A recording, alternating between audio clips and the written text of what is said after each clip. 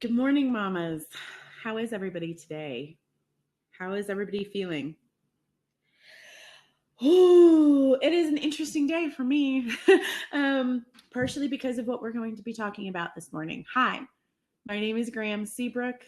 I'm a life coach who works specifically with moms, only with moms. And this morning on Mom Mondays, I want to talk to you about triggers.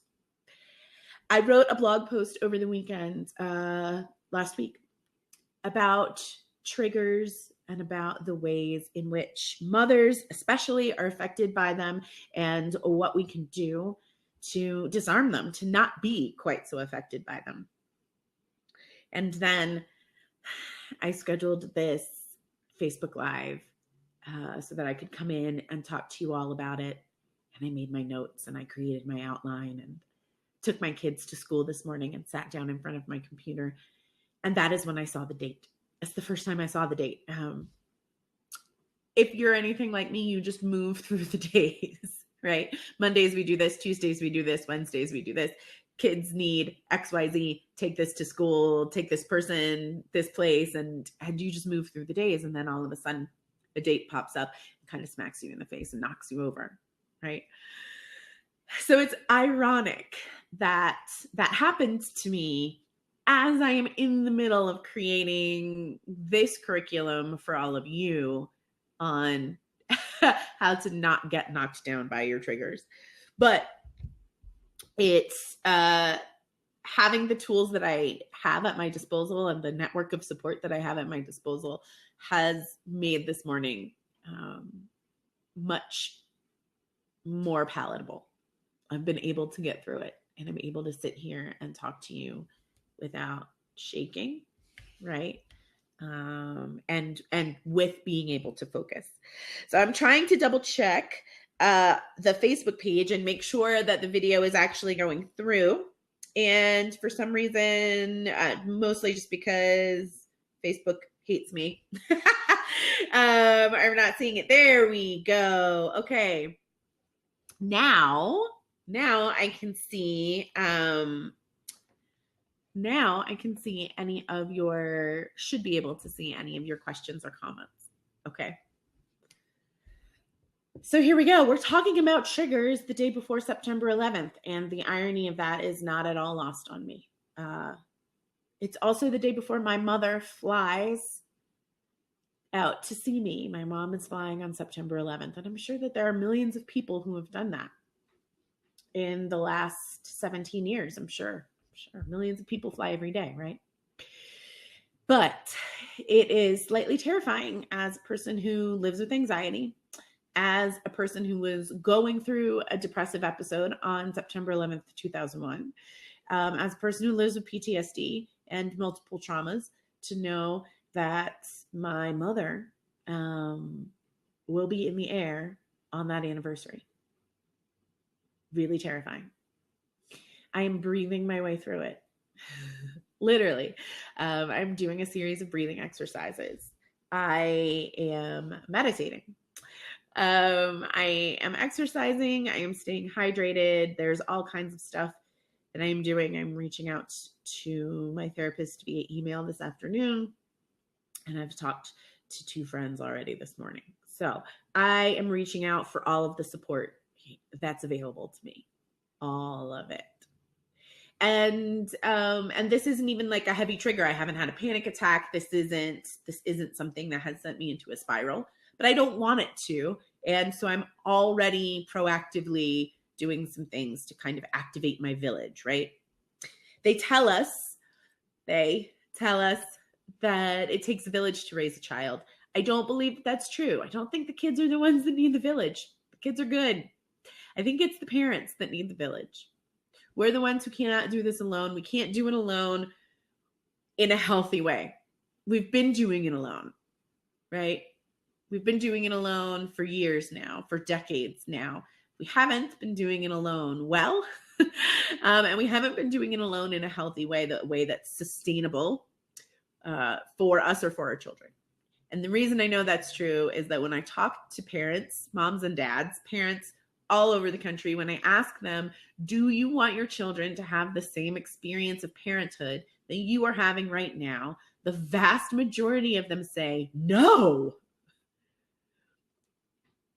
If we were doing it well, we wouldn't be saying that. We'd be like, yeah, this is great. I want it to feel just like this for them, right? So we're going to talk about specifically some triggers this morning and how mothers can deal with triggers.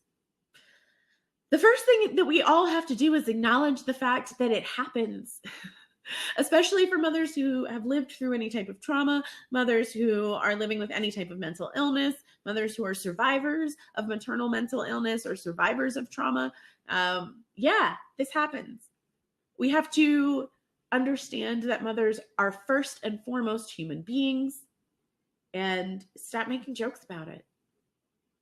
Really, if we could all just stop making jokes about people being triggered, that would help, because then we would be able to take it seriously. As mothers, we would be able to take our own mental health a little bit more seriously, and we would be able to lean on our communities a little bit easier without having to worry about being laughed at.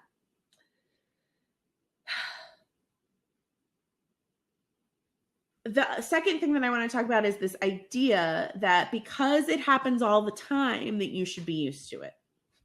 That because certain dates come around every year, that you should have gotten over it by now. That because maybe a season is hard for you every year, or an anniversary is hard for you every year, that you should have gotten over it by now. It's honestly exactly the opposite.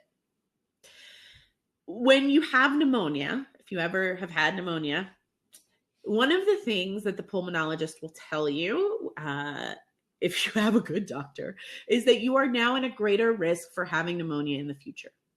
It's one of those things where once you get it once, it's the opposite of viruses, where like the chicken pox, where once you get it, can't get it again, right? Once you get it once, you are now at greater risk. Your body has been harmed. Your body is never going to bounce back to actually 100%. And you are at a greater risk forever and ever and ever and ever for having pneumonia again. And the more times you have it, the higher the risk goes. Kind of how trauma works. That's how our triggers work. If we are not actively doing something to work through them and to disarm them, then every time they come around, they're going to hurt a little bit more. And every time they come around, they're going to break you open a little bit wider. And every time they come around, then they're going to have more space to get in. It's like a crack in the sidewalk. And every time the water goes in and freezes, it gets bigger. Water goes in, it freezes, it gets bigger. Water goes in, freezes, it gets bigger. And unless you are actively doing something to fill in that hole with something else, the water is going to keep breaking it open. Now, just like with that sidewalk, what you fill it in with can change. How effective it is can change, right? And whether or not you're able to fill quickly or slowly. These are all things that depend person to person, what's going to work for us. But we have to do something. Sitting around and thinking it's just going to go away, or that we are somehow weak or broken or stupid or lazy for letting this bother us, whatever it is, every year, every month, every season, every whatever. And that's not going to work. So there are a ton of different things that you can do.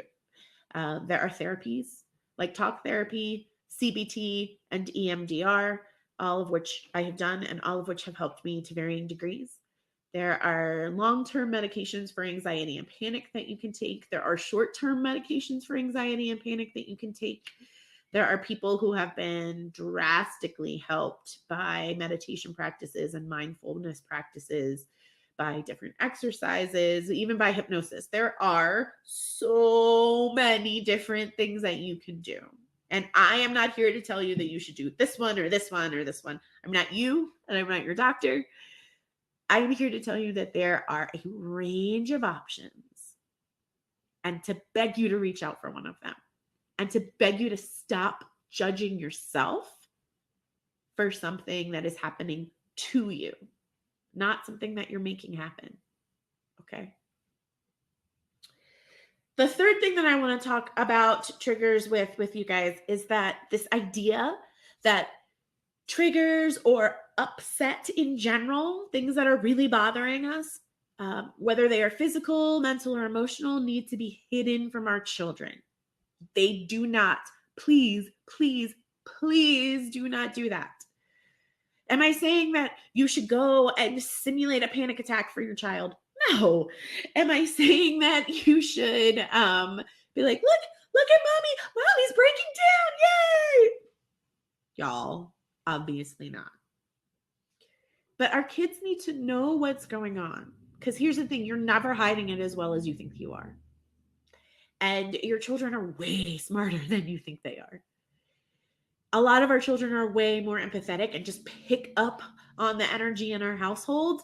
You can feel the stress. I know that you've walked into rooms before where a fight has just happened, or where everybody is angry at each other, or where there's something going on and you don't know what it is, but you walk into that room and you're like, whoa, something is happening here. I am not comfortable. I don't feel safe. I don't like this, right? You've had that feeling. We've all had that feeling. Your kids have that feeling. You're having the panic attack. You're sitting on the couch sobbing. You know they're about to walk in from the bus, from school. You're in the car, whatever it is. And you pull yourself together, right? Because mom is supposed to pull herself together, because that's what moms do. And then you open the door and you go get them. And you think they don't see the red eyes. You think they don't hear you breathing faster. You think they don't see that you're a little sweaty, that your hand shakes, that you're snapping, that you don't have a lot of patience in that moment. You think they don't see all of those things. You think they don't pick up on all of that. You think they don't get into the car or walk into the house and have that same feeling that you've had before, where you're like, whoa, something is going on.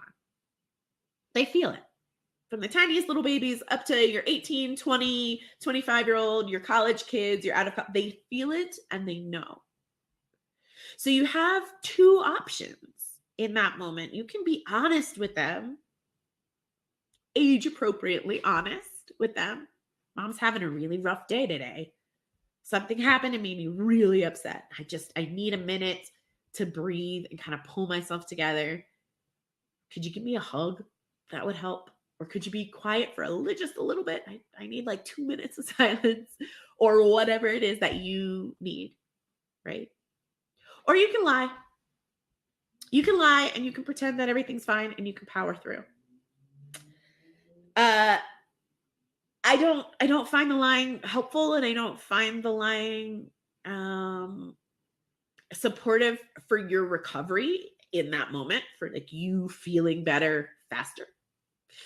And for your relationship with your child, growing your relationship with your child in honesty, and in them seeing that you are a human being and you are not just this giving machine where they put a hug in and they get a cheese stick out, right? Seeing that there are things that happen in your day when they're away from you. It's not a terrible thing for them to learn, especially for them to learn slowly. One of the hardest things for our children is that moment when they realize that we are human beings and we're fallible and we screw up in a big way that lets them down. If we can chip away at the idea that we are gods and goddesses walking around on this earth, if we can chip away at that slowly, when the inevitable letdown comes, when that moment comes for them, it's not going to hurt quite so much. And the more honest we are about our own struggles, the more honest they will be able to be about theirs.